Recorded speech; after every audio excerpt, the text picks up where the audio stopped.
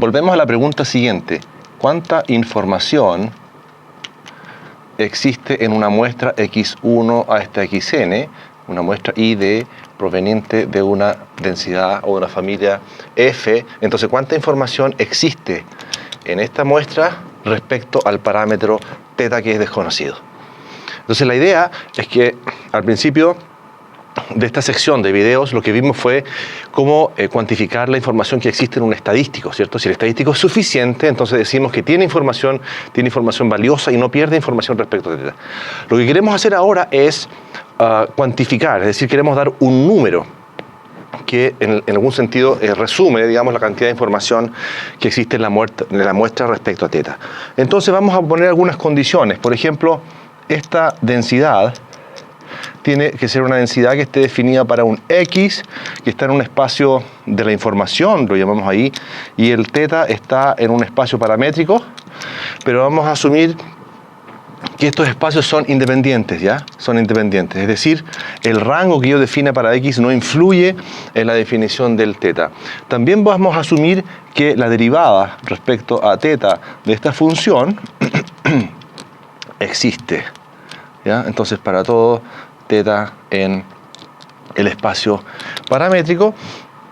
Y una última condición es que la integral, ¿ya?, de la derivada del logaritmo de la verosimilitud, ¿ya?, respecto a X puede salir la derivada, es decir, esto es la derivada respecto a θ de la integral del logaritmo de la verosimilitud integrado respecto a X. Es decir, esta derivada puede salir de la integral.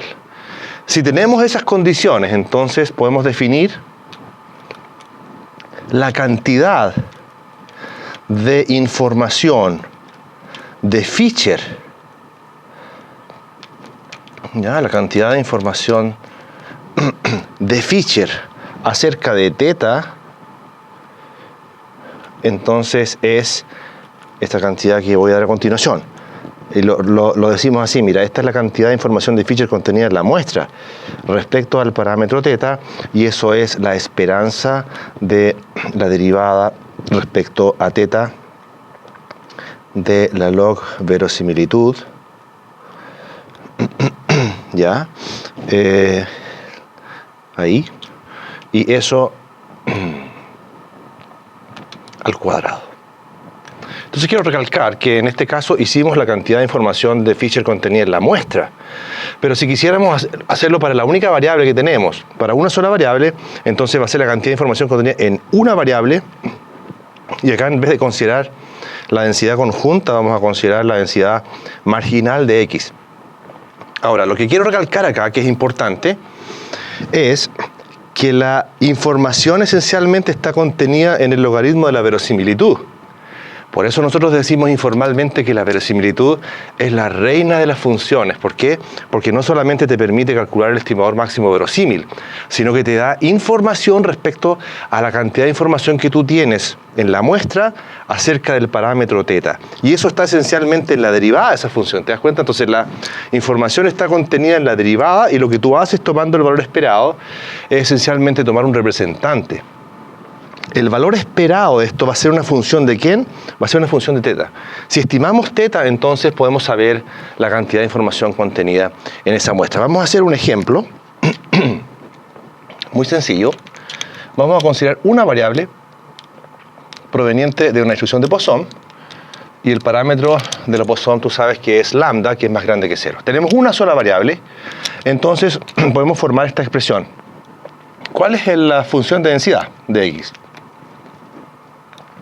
Lambda elevado a X por E a la menos lambda partido por X factorial, donde el X está desde 0, 1 hasta infinito. ¿Cuánto es entonces el logaritmo natural de f de x θ? Eso es X logaritmo natural de lambda menos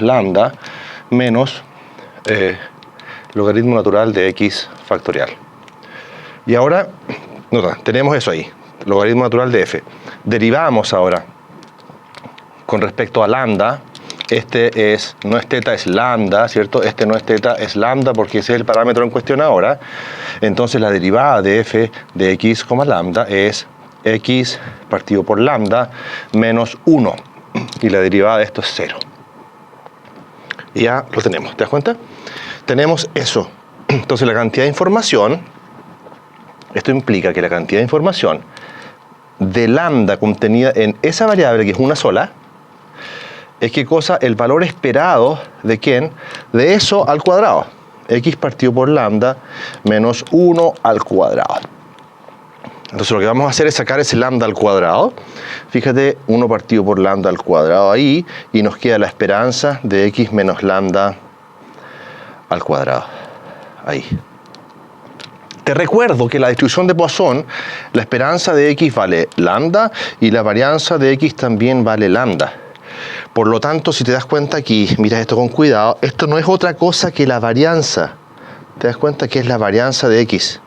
Claro, la varianza es la esperanza de x menos la esperanza de x, que es lambda, al cuadrado. Entonces, esto es lambda, la varianza de x.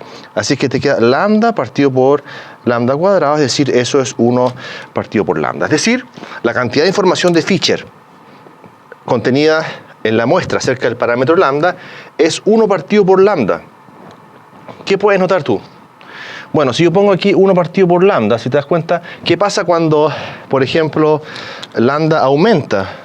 Bueno, esta expresión entonces disminuye cuando lambda aumenta. ¿Te das cuenta? Lambda aumenta, esta cantidad 1 partido por lambda disminuye. ¿Qué significa que lambda aumente?